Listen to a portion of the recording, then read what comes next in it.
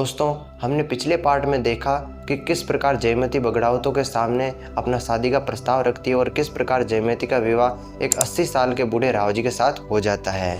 अगर आपने वो पार्ट नहीं देखा है तो उस पार्ट को लिंक आपको आई बटन में मिल जाएगी, आप वहाँ से उसे ज़रूर देख लीजिए। क्योंकि क्या है ना कि यदि आप उस पार्ट को नहीं देखेंगे तो ये पार्ट आपको सही से समझ में नहीं आएगा, इसलिए पहले आप उस पार्ट को देख लीजिए। तो चलिए अब हम बगड़ावत महाभारत गाथा को आगे बढ़ाते हैं।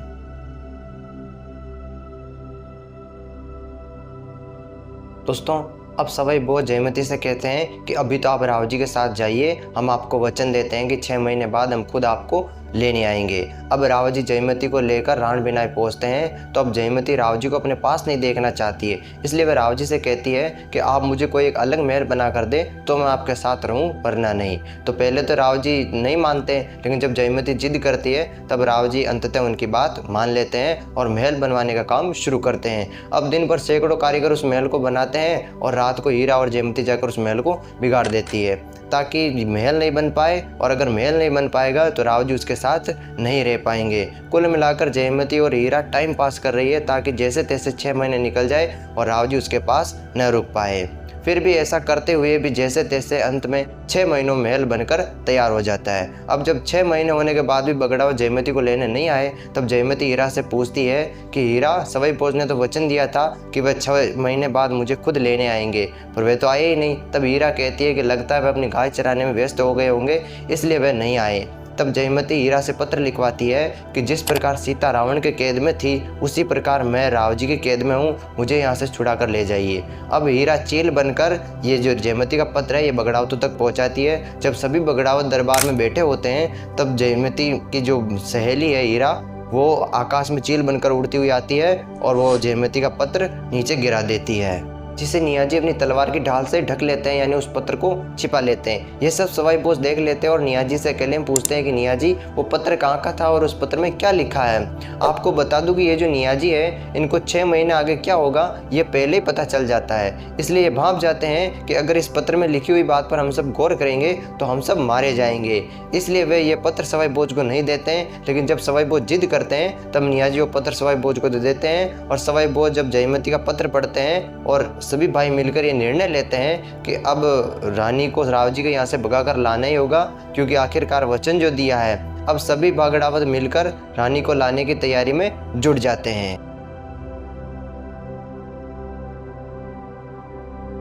तब साधु माता नियाजी से पूछती है कि क्या बात है नियाजी, कहाँ जाने की तैयारी हो रही है। तब नियाजी उन्हें सारी बात बता देते हैं कि किस प्रकार सवाई भोज की शादी जयमती के साथ हुई, और नियाजी कहते हैं कि हम रानी को लेने जरूर जाएंगे, आखिरकार वो सवाई भोज के खाने के साथ विवाह कर चुकी है। इतना कहकर नियाजी और बाकी सभी भाई अपने अपने घोड़े को तैयार करने में लग जाते हैं। साधु माता उन्हें जाने के लिए मना करती है तो नियाजी कहते हैं हम रानी को लेने जरूर जाएंगे, आखिरकार हमने उसे वचन जो दिया है। तब साधु माता कहती है कि ऐसी औरत को घर में लाने से क्या फ़ायदा जिसके लिए खून बहाना पड़े, आप नहीं जानते उस औरत के लिए आपको अपने शीश देने पड़ेंगे। साधु माता कोई साधारण स्त्री नहीं थी, वे ज्ञानी और तपस्विनी स्त्री थी, इसलिए वो नियाजी को दोबारा समझाती है कि घर में यदि एक औरत है तो दूसरी औरत को क्यों लाते हो, लेकिन नियाजी नहीं मानते हैं और जयमती को लाने की बात दोहराते हैं।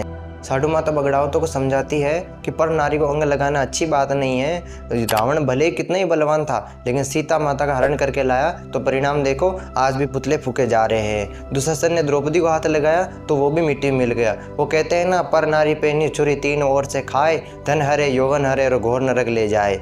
इसलिए पर नारी से हमेशा संभल कर रहना चाहिए। अब जो गलतियां रामायण और महाभारत में हुई वही गलतियां आज बगड़ावत फिर से दोहरा रहे हैं। साधु माता नियाजी को बताती है कि मैंने सपने में देखा कि खारी नदी के पास में बहुत घमासान युद्ध हो रहा है, कटे हुए सिरों का ढेर लगा हुआ है, और मैंने भवानी को गले में मुंडमाला धारण किए हुए खारी नदी के पास में बैठे हुए देखा।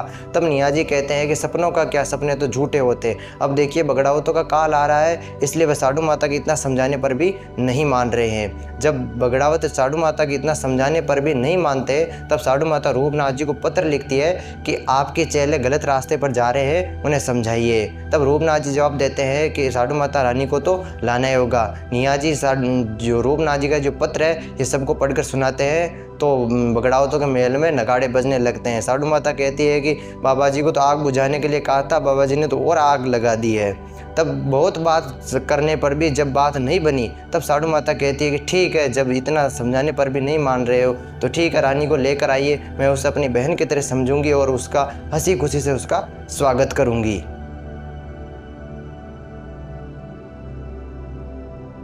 अब सभी बगड़ावत अपने अपने घोड़ों का श्रृंगार करते हैं। सवाई बोझ अपने हीरे, पन्ने और सोने के जेवरों से जड़ी हुई बुल्ली घोड़ी पर सवार होकर निकलते हैं। सभी भाई अपने घोड़ों को नचाते हुए गांव के बाहर इकट्ठा होते हैं और देखते हैं कि सभी भाई तो आ गए पर तेजाजी नहीं आए। देखिए, आप इन्हें ये वह खरनाल वाले तेजाजी मत समझ लीजिएगा, क्योंकि वो तेजाजी धोलिया जाट थे और ये तेजाजी 24 बगड़ावतों में से एक है। इनका और उनका आपस में कोई संबंध नहीं है। अब नियाजी तेजाजी को पत्र भेजते हैं तो तेजाजी भी आ जाते हैं। अब सभी भाई रायन बिनाई जाने के लिए रवाना होते हैं और राठौड़ा की पाल पर पहुंचते हैं। उधर जयमती के लिए महल बनकर तैयार हो जाता है और जयमती उस महल में रहने के लिए आ जाती है।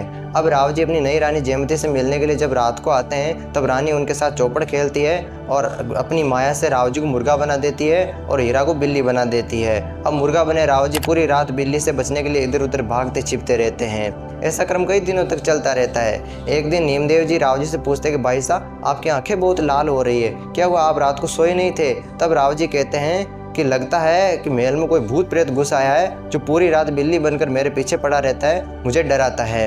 इधर जयमती हीरा से पूछती है कि क्या बात है हीरा, बगड़ावत अभी तक आए नहीं क्या? तब हीरा कहती है कि मुझे नहीं लगता कि वो आएंगे। उधर बगड़ावत नौलखा बाग में ठहरते हैं और जो सवाई बोझ थे वो बकरियों का गडरिया बनकर रानी के महल के पिछवाड़े में चराने निकल जाते हैं और रानी को संकेत कर देते हैं कि हम आपको लेने आ गए हैं। अब राव जी ने जयमती के महल के चारों कड़ा पहरा लगा रखा था, इसलिए अब जयमती हीरा से कहती है कि हीरा, बगड़ावत तो आ गए पर अब महल से बाहर कैसे निकले? तब हीरा कहती है कि आप पेट दुखने का बहाना करो। अब जयमती हीरा के कहे अनुसार ऐसा ही करती है। तो अब हीरा दौड़ती हुई राव जी के पास जाती है और कहती है कि बाईसा के पेट में बहुत दर्द हो रहा है। तब राव जी नीमदेव जी से कहते हैं कि रानीसा के पेट में बहुत दर्द हो रहा है, कोई अच्छा सा जाना माना भोपा हो तो उसे बुला कर लाओ। अब नीमदेव जी उर्दू के बाजार में जाते हैं। वहाँ उन्हें एक चावंडिया भोपा मिलता है जो कहता है कि मैं भूत प्रेत डायन आदि को कुछ ही क्षण में दूर कर देता हूँ, कुछ ही क्षण में उसका निवारण कर देता हूँ। तो नीमदेव जी उस चावंडिया भोपे को लेकर महल में आ जाते हैं और हीरा से कहते हैं कि ले जाए इस भोपे को और अपनी रानी को दिखा। अब हीरा उस भोपे को लेकर रानी के पास आती है तो जयमती अपनी माया से उस चावंडिया भोपे में भैरू जी का भाव डाल देती है, जिससे भोपा राव जी के पास आकर कहता है कि मैं आपकी रानी को ठीक कर सकता हूँ, पर उससे पहले आपको मेरी बात माननी पड़ेगी। जयमती ने आपके जैसा भैरू जी से वर मांगा था, यानी कि आपके जैसा वर मांगा था, तो अब आपके जैसा वर तो मिल गया उसे, लेकिन भैरू जी की जात अभी तक नहीं जिमाई, अर्थात भैरू जी का जीवना अभी तक नहीं जिमाया, इसलिए भैरू जी का दोष लग गया है।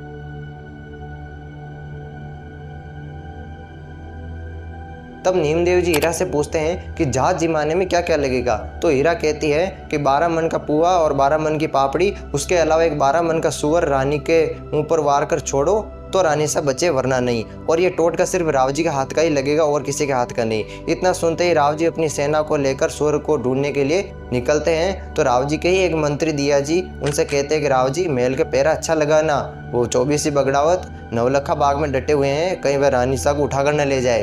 तब राव जी कहते हैं कि वो तो मेरे भाई हैं, उन्होंने तो मेरी शादी करवाई है और मेरी शादी में पैसा भी उन्होंने खर्च किया है, वो ऐसा कभी नहीं कर सकते।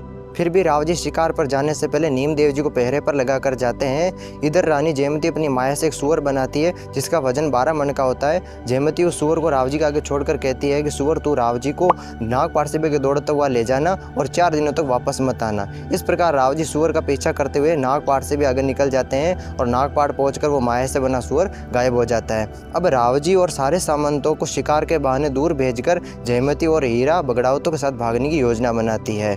अब राव जी तो चले गए शिकार पर अब जयमती और हीरा नीमदेव जी के पैरे से कैसे बाहर निकलती है और जयमती बगड़ावतों के साथ क्या क्या खेल करती है वो हम आपको अगले पार्ट में बताएंगे। क्योंकि क्या है ना कि बगड़ावत महाभारत गाथा बहुत लंबी चौड़ी है, इसे यदि हम आपको एक पार्ट में बताएंगे तो वीडियो बहुत लंबा हो जाएगा, इसलिए हम आपको छोटे छोटे पार्ट में बताएंगे ताकि समझने में आसान। यह जानकारी उन लोगों तक भी जरूर पहुँचाए जो पूरे दिन व्हाट्सएप फेसबुक पर लगे रहते हैं, ताकि वो भी हमारे सनातन धर्म के इतिहास को जान सके, उस गौरव को जान सके। तो चलिए मिलते हैं इसके अगले पार्ट में, तब तक के लिए राधे राधे, हरे कृष्णा।